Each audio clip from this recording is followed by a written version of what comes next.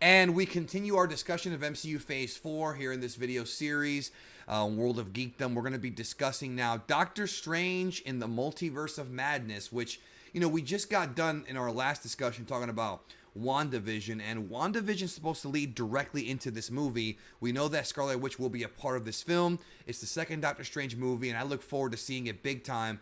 And we're going to talk about how it ties in, but make sure you check out that Scarlet Witch and Vision video, the WandaVision discussion, because we do talk a little bit about that there, but we'll elaborate more here. Hayden is back with me. What's up?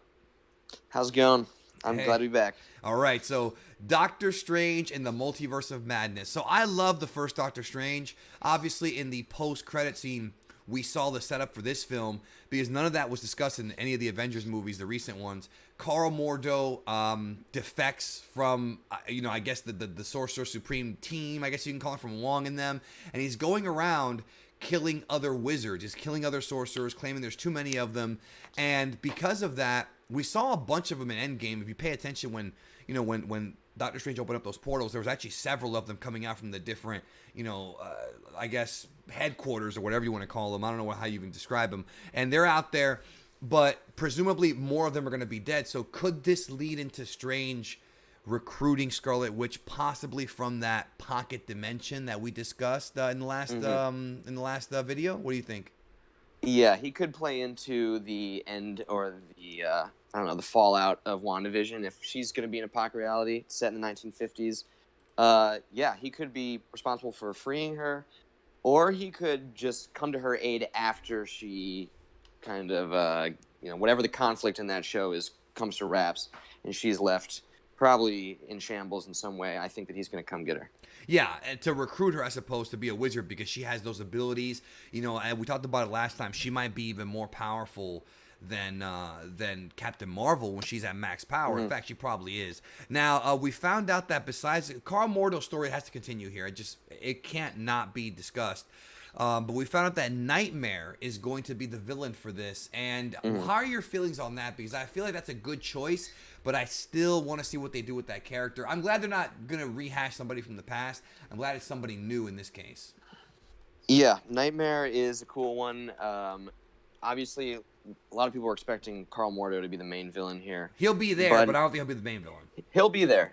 And if he's killing sorcerers still, that may be the reason why Doctor Strange comes to protect Scarlet Witch, or at least, make sure that she's not alone when Carl Mordo comes for her. So that will definitely be explored. But Nightmare is really cool because he's the ruler of the Dream Dimension. The Dream Dimension. We saw the Dark Dimension last film, and now we'll see the Dream Dimension. Hopefully that the Multiverse of Madness is not just referring to the magical realms as a multiverse. I hope that it's truly we're going to parallel Marvel universes. Because we got teased in Spider-Man, but right. Regardless, and they said it's going to be the first MCU horror movie. Now, I don't think it's going to be a quote scary movie like Conjuring or one of those films, but I can see it being a thing where Nightmare, because he's the master of the dream world, he can screw around with Doctor Strange in his dreams. So we might actually get a cool little Nightmare on Elm Street type story where he has to wake up because if he goes to sleep, he's going to have to deal with this guy. I could totally see them taking, because I always thought Nightmare on Elm Street 3, The Dream Warriors, was a cool one of my favorite movies of all time, especially in the Nightmare series, because we have these kids that become superheroes to go against Freddy. What if they take that idea and sort of make it into the Marvel Cinematic Universe to where Strange, Witch, and maybe even Wong and a few others have to go against Nightmare in the dream world and beat him in his own game? This could be a really, really fun movie. I mean, thinking about those concepts, I would love it. Yeah. Oh, yeah. And remember, Nightmare 3 was made 30 years ago. 30 years ago, I think it was. And it still looks great even by today's standards. So with this new technology we have now, we could do some wacky stuff in this film. I mean, I expect them to be in the Dream Dimension fighting him, kind of like he went to fight Dormammu. So they've got to make an appearance in there. And just imagining the visuals from Doctor Strange 1, when the Ancient One sends him flying through the universe consciously, and that crazy, psychedelic dream sequence thing plays where he's flying through. That is probably one of my favorite visual sequences from the entire MCU. So imagining them going bigger with that and making the dimension, like so psychedelic, and the dreams scary and just like very haunting, and nightmare have like a very scary presence there. If they're effective in that, that'll be really cool because it'll be unique. But also, it'll show off like the powers of Doctor Strange in a really cool way. I mean, like yeah. the end of Endgame where he's fighting Thanos one-on-one. Excuse me, that's Infinity. He's Infinity taking War. on I love Thanos. that so much. That Dragon Ball-esque madness fight that was. I Oh my love god! it. And it showed his power level just like blooming into what it's supposed to be, the kind of Sorcerer Supreme taking on the villains one-on-one. So I think that'll be explored here. The other thing I think might happen here is because of the Multiverse of Madness, I think that they're going to be going to a lot of like the famous magical sites in the MCU. So it's going to be like the Sinner's Market and like the realm of, I don't know, it's the hoary hosts of Hoggoth. Like I want to go to all the famous kind of like magical bazaars and things like that. How do you Yeah. feel about seeing some of the other Fear Lords or possibly even Ghost Rider? Because Nightmare has been a villain for Ghost Rider in the past as well, and we've seen Ghost Rider was teased in the MCU for what? For was it Agents of Shield that teased them? Yeah, Robbie Reyes. Yeah, I think, he's is, there is already. in that show. Yeah. So they could easily make him. I mean, again, wouldn't it be awesome if it was Strange, Rider, Wong, and Witch as the dream team? I think that'd be kind of cool for this movie. I could dig it. If only they would incorporate like the cool stuff from the shows, because I would love to see Ghost Rider in the MCU at some point. Even the Robbie Reyes version. Well, remember the Agents of Shield is officially part of the MCU canon. That series is not a Netflix show; it still ties in. So I feel like it would be easier to put him in there.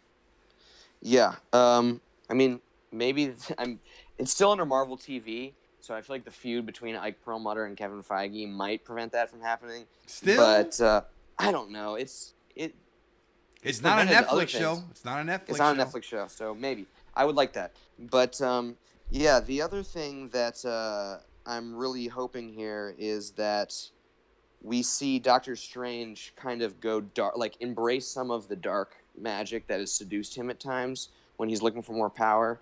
Like there are points where he sells his soul to Mephisto and sells his soul to these beings on the Resolute Throne to get the power of the gods, and he just goes fully down into this kind of amoral path to get more power, and in return he kind of gets like a demonic possession over him. I'm wondering if that's going to take place here, because it's the Multiverse of Madness, so I'm expecting either him to lose it or Scarlet Witch to lose it. So yeah, well, I'm predicting Scarlet Witch, but it would make sense. He seems like a more calm and collected guy. I mean, this is the guy who saw into tons of future timelines, so I think he would be more cool to calm down. But also the idea that you're talking about having him sell a soul, that I think could work for a future movie. I don't know if they have enough room to fit that in this one, because they've already got a lot of stuff going for this movie. But then again, you never know. I mean, we don't even know what the plot is, what the actual plot is for this film. We just know who the villain is, and that that